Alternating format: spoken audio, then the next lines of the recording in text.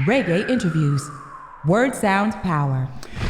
This is DJ 745 here live and direct at Radio 2 Funky in the UK in Leicester alongside our very special guest, Basie. How are we doing today? Yeah, man, we're good, you know.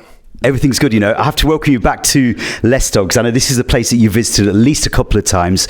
I think the last time we linked up was at Eve FM 2019 after the release of Holy Temple. Yeah. So we did Holy Temple 2018 around November. The promo run for UK was like January 2019.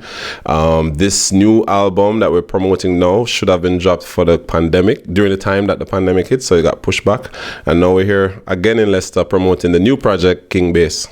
Well, we have to give thanks for you for making the time to come up to Leicester and sharing some of the vision behind this new album, which we're going to come to as well. But before we do that, you kind of seem to be here, there and everywhere. So I'm kind of thinking, we've seen Basie at Notting Hill. Yeah. We've seen you in Europe, Italy, Germany, Slovakia. Tell the people what's going on. Yeah, man. I mean, I think there's a intense value in being in presence of people as opposed to a lot of promotion on Zoom or whatever. So I definitely launched a summer tour to follow the album. As a matter of fact, we put the album date in June to make sure that the project was out for the summer. And yeah, we did the festival run, so big up to all the fans them all over Europe. And then we're here in UK now. So yeah, it's just promotion, you know. There's nothing like being in front of the people and singing the music for the people, you know. Mm-hmm. Yeah. And you performed to some pretty big crowds. So like I'm thinking of like things like the Uprising Festival in Slovakia. Yeah. I think Summer Jam as well. All right, so Summer Jam is one of the two that I didn't get to do because I got the corona. I started the tour in Italy at Tagliate Festival, and I think I was sharing microphone or something, I don't know, but I got the COVID, so I missed Summer Jam, unfortunately. Also missed Baba Boom, and then I came back for Keep It Real in Germany and Slovakia. Uprising Festival was crazy. Yeah. Mm-hmm. That seems to be like a festival that seems to be growing in terms of the strength, the numbers and things as well. Yeah, I mean, I did it like 2017, and this year I loved it so much that it's very rare when I'm just like, I want to come back. Like, tell the promoter, I'll give them a discount. Like, I want to come back. So yeah, it was really, really good. The dancers, though, I didn't know that there was such a strong dancehall culture there, because last time I went there was more on a reggae vibe with Holy Temple. Mm. So I was just really impressed with the vibe and the up to the time with the culture and everything. Yeah, man. Big up to Bad Fire Crew. Those girls were crazy. I've seen the videos. yeah, man. And you know what? I don't normally dance on stage like that. Normally I'm more like bringing up somebody to dagger with the girl or whatever, but that girl really fling it up on me surprisingly, and the vibe was just right, and I think it's one of those epic posts for me right now. Now, one thing that I'm kind of like realizing is that, you know, when we spoke about the Holy Temple, I remember you talking to me about having lots of different videos shot in different locations in the world, and I'm kind of seeing a similar thing right now as well, in the sense that you seem to be traveling around as far and wide as you can, right, and getting the message out there. Yeah, definitely. I think a big part of my journey is always traveling, you know. I always feel like if I'm in Jamaica too long, I feel like I'm missing out the opportunity to spread the music around the world. And also, I have a really good director that did the video for Mula out of Cologne. His name is Marco Polo. And he's the one that kind of brought life to some of the tracks, because the first track, Mula, we did a video way before and it just wasn't up to the standard, you know, and we had to just take that loss, and he came in and really brought it to life. So we're looking to do more videos in the upcoming months for the new singles and put it out there, you know. Yeah, man. I mean, talking about that song Mula, which I think is the lead single that I think we've been playing here in the UK as well, you had quite a few cameos in there. So Cindy Lyons, Chris Martin, Super Hype, and also your label mate Craigie T. Yeah, man, I had to. And you know what, Craig, I have to big up Craig. Anyway, you are, Craigie T, big up, because he really it was really last minute, and he was not really trying to leave the house at the moment, and he was like, yo, you sure? And I'm like, please. And he came through. So I really had to make sure him get the placement in the video and let people, because a part of the journey with the T.O.K, with the Basie album, is that we always have to pay homage to the mother brand, to T.O.K, and so there are T.O.K features on the album, and I wanted to show that in the visual as well for the album, for the lead single, that we have all of these friends in the business. You know. Yeah. Okay, let's focus in on the new album. So the new album is called King Bass, and it's 17 tracks, and it was released the first week of June. Correct. Tell us what the response has been like so far. The response has been very good, especially on the streaming platforms. It's doing very well on Spotify. I'm very surprised when I'm out. I guess I'm a bit of a... I try to downplay my expectations. That way I can be surprised. And running out at the carnival and say, "Me get up and gone for the moolah," and to the father's like, all right, so you guys know it. So I guess people like yourself that's playing the music, it's resonating with the people.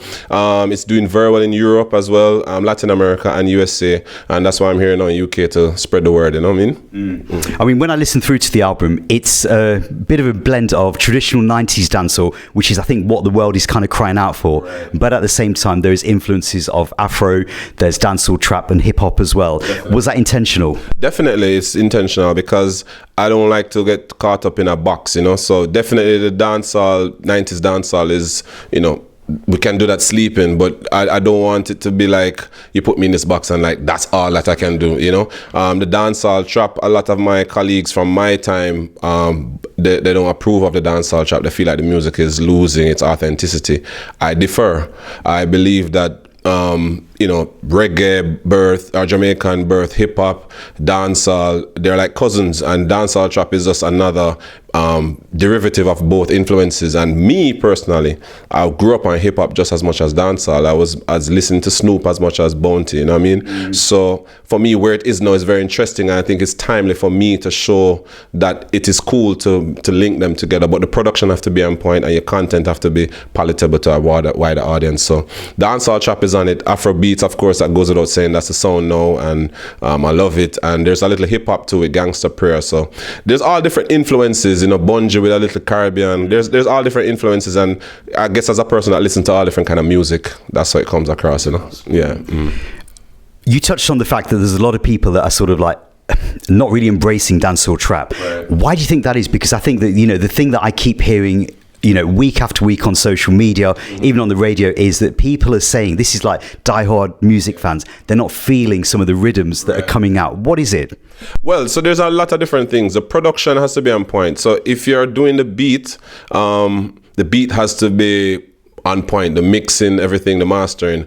I think also if you're a diehard dancehall fan, and you're not so hip-hop influenced, then it's just not your cup of tea. But I think also some of the artists that complain about it, to be very frank, I think they're just scared of the music moving and evolving, and they will find all the excuses, but the truth is they want to hold... I like shout out to Beanie Man, I'm a brother. Beanie Man refers to himself as a king of dancehall. So if music moving to dancehall trap, that's kind of part of his kingdom going away. So it's natural that he's gonna say, no, I'm representing dancehall and this is where it's... That's just natural because he is born and grew in dancehall. But for Skillibeng or for Skeng, they might know a lot of dancehall, but them just as influenced by the trap artists, and that's what they know. And because I know when I was coming up, I was really into Snoop and Dr. Dre, and that influenced me a lot in what I was listening to, and my daily activities was all about that. I feel like you have to give the kids the chance to evolve with their own thing, and it's not necessarily for us. It's not necessarily for me but being it's for the kids, it's for the young kids, and if they like it and they're moving to it, I don't think we should criticize. I think we should try and find a way to either fit in or just accept it. But I think a lot of my people in my time, them just want to bun it and say, yo, whatever. And they play on the trap word, but it's not about trap. It's just a new style and it's a new vibe. And it's either you fit in or you step aside, but you can't fight the voice of the youths. You know what I mean? That's how I think, Yeah. I mean, I think when you sort of look at it, I mean, when we went from analog to digital back in 1985, Slemtang, the same thing. Yeah, I mean, when we started T.O.K, it was moving from, it was a little bit about to go digital. Jeremy Hardin had like a computer studio, first of its kind. That's before Pro Tools. I think he was using Cubase. But when Pro Tools came in, a lot of the people are saying, the music now is warm and it not this. I mean, come on, bro. There are pros and cons of everything, but that's what technology is there for, to evolve and make it easier, make it work more efficiently. Yeah. So for me, I embrace the future, Yeah. Okay, so this album, going back to the fact that you seem to be sort of like collaborating internationally with people. So this album has not been made in one particular location. No. I think that you've had some input in Germany, here in the UK, Jamaica, of course, and then Bungie, of course, that you mentioned as well. What was the reason? How did the album come together? I know you said that it was planned for maybe a year or two ago, but then the world sort of stopped for 2 years. How did you first sort of conceptualize this album? Well, to be honest, while I was here working on Holy Temple, promoting Holy Temple, I had already started to. My process for making an album is the beats first and getting an idea of a sound, a direction with the sound. And so the record with Christopher Martin, I had recorded the reference for that while I was here in 2019. So I already knew this R&B dancehall feel is what I wanted. I recorded the chorus. We did all that, and then I kind of started to pass it around to different people to sing the hook. And basically, if the album has 17 tracks or 14 songs, I probably listen to 200 beats and pick and choose what I think fits in. And there's still a lot that was left behind. I probably can put out a extended version. But it's really just the beat selection, and then once I find the beat selection and I find a topic that I believe is resonating enough both locally, both the core market, and has the potential for international, then I start to get excited and I put it together. And the King bass was just, I knew that from the get-go that I definitely want to stamp my name as a bass vocal, one of the kings with the bass voice. So we have the king of the dancehall, we have the king of the bass. Shout out to me now. My brother is a fellow Leo, but you don't know, this king over here, so it's a bass, you know what I mean? And bass fit into any genre, so we can go as far as we can. So that song that you mentioned, Do You Right, with Christopher Martin, I believe that Jamie Roddick and Crate Classics, they had a role in that. They're the producers. They submitted the beat. They had a few beats that they shared with me, and that one spoke to me. And I did a reference. I sent it back to Jamie. He loved it, and we just chopped it up, And I'm very proud of it because it was recorded in Germany. So in London. So it really knowing that it's resonating here. It's just organic because this is where it was created. You know what I mean? Yeah. Let's talk about some of the other collabs. So we know that we've got the 5-Star General, Bounty, Badman Town. Angry me? No, him say calm, cool, and collected. Yeah, man, 50, Bounty 50. Yeah, man, big up the General, man. I had to have Bounty on the album because he's a big influence on me as a DJ. You know what I mean? When T.O.K. started, we were a doo-wop group singing acapellas. There was no dancehall. And all I was doing badu, badu, doom, badum, just bass notes. When we started to hit the clubs and try to get our name out there, we couldn't go there with acapella, or it can only do that so much and no more. You need to start doing beats. So we started to integrate dancehall, and one singer would do a Wayne Wonder, would do a Tony Curtis, and I had the choice of what do I do with a bass voice, and it was this Bounty Killer and Shabba I was DJing in my voice. So I was like, Bounty was like, boy come a road and in my worthless boy, whole yard. So I was DJing that, and that has a lot to do with how I DJ up to now. So, and Bounty knows this, and I was one who introduced Bounty to the rest of the group at that time. So there's a big history with me and him, and big up to Riff Raff, the person who produced it. He listened to the album and he was like, yo, it's missing something, and he gave me the beat. We worked on it in Germany, and then after we recorded the chorus and the verse, I sent it to Bounty. Shout out to Esco as well. I think he may have helped to get it done in a timely manner, because Bounty was working on his album and busy as well. So Bounty and Esco big up every time, and the song came out really cool. We mixed it, and I think it's a classic. I think it should be the next single, actually. Okay. Yeah. Okay. So that's something to look forward to. Yeah, and then of course, a place that I would probably call one of your sort of like home places in Jamaica, Big Yard Studios. Yeah, man. That's where I do all my recording. If it's not home studio, it's Big Yard. And Kamal is like, if people don't know, Kamal Evans is like one of the greatest producers and vocal producers and writers and engineers right now, mixing everything. And he's I would have said my go-to person when it comes to anything I'm recording. So a lot of the mixing for the album was done by him, and a lot of the local recordings was done by him. Yeah, man. One thing that I find is that on my visits to Kingston, Jamaica, I see that there are less and less artists hanging out at studios like it was in the 90s and the early 2000s. Do you sometimes feel that, sometimes some of that vibe is missing? No, I'm probably I'm the wrong person to ask for this question because I am I've been socially distanced long before Corona. I'm a homebody, but also I don't mind hanging out in the studio. There's value in the collective energy, but I don't like idling. That's a problem. So if we know I'm going to hang out and we're going to probably smoke and drink and hold a vibe, then I plan for that.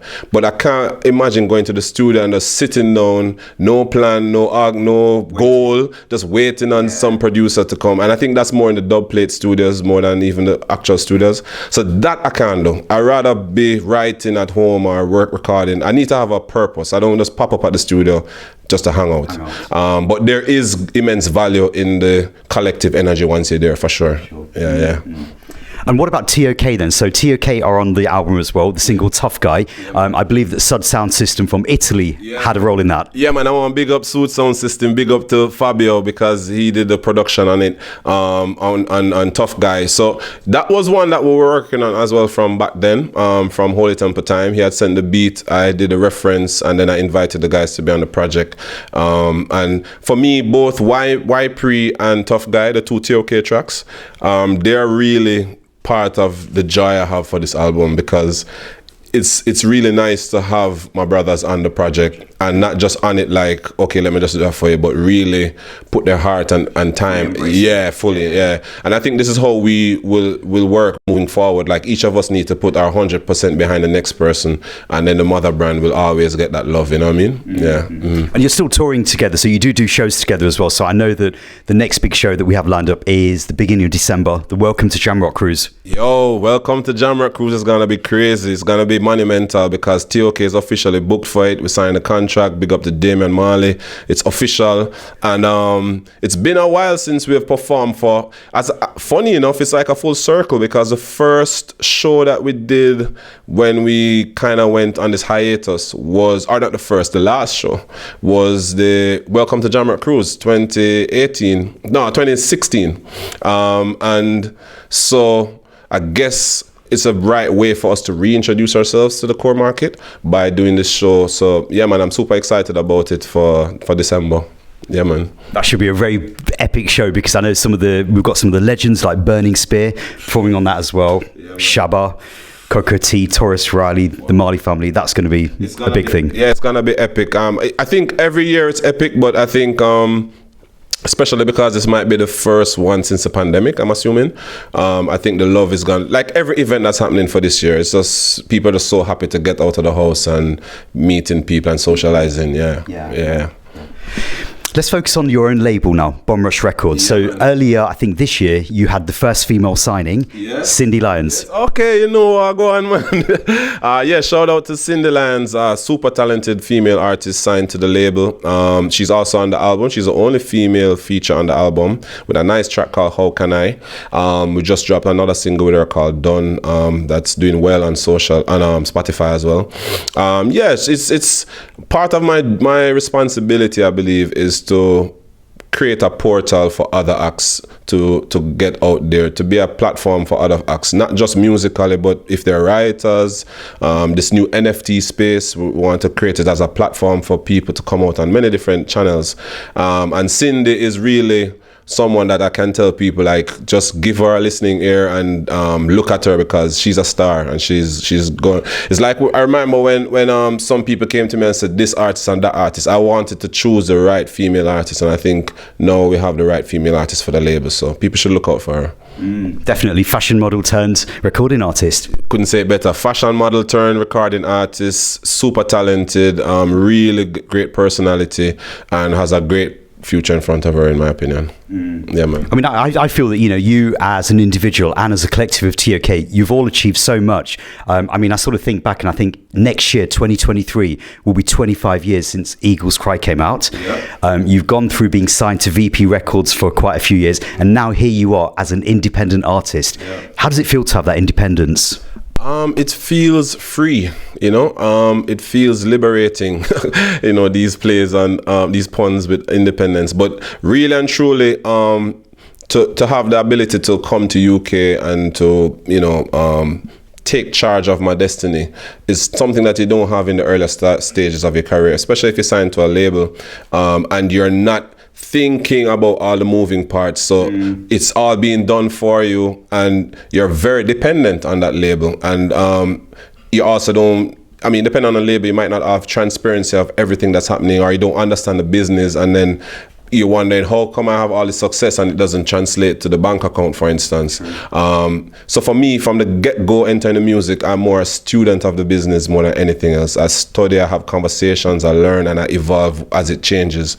And now I feel like my responsibility is to pass that knowledge. Many artists before passed knowledge to me. The list would go on.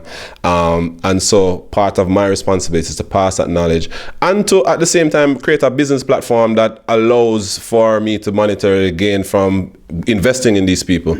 But the main thing is to be a catapult for them. And for me, it's very, very liberating to have the ability to make music, to record, to go tour, to everything that people see with Basie is all coordinated from my thinking and with the team around me. So that's very liberating. You wouldn't have that in the earlier days. And also being in a group, you have to plan around 3 other people. So I couldn't be here if the group said, oh, yo, we need to be at Labor Day in New York. Then I would be like, I want to promote my album, but the group says I have to be there, and the group takes priority because that's a mother brand. So for me, this liberation now is really, really, really fulfilling for me. Yeah. So what's going to be next? I know you're going to continue to promote King Bass because that's going to be, it's still a fresh project that's still doing so well. Yeah. Is there any plans for any more videos? Yeah, definitely. We're going to do the video for the second single in Q4. We're just really figuring that out. I also have my Virgin Stylo listening to Moolah. I told him, like, yo, you need to go on a remix if it can fit in with your schedule. And he was like, yeah, I'm going to give it a ear. So we're keeping our fingers crossed for a Moolah remix, and obviously we'll put visuals on that as well. I have some other projects coming up with some partnership with some other producers, some big announcements, but we won't announce that as yet. Playing more in the EDM space and that kind of thing. Okay. And I am also working on creating a NFT drop that is geared to supporting the growth of NFT and crypto within the dancehall space. So that's something that I've been working on for like 2 years now. No, like a year, because I dropped the first NFT April last year. I was the first dancehall artist, first Jamaican artist to do that NFT. And now everyone is talking about it, and I feel like I have the responsibility again to help others get it and do it the right way. Right. So that's kind of where I'm at. NFTs, music, and still recording. Yeah, always making music.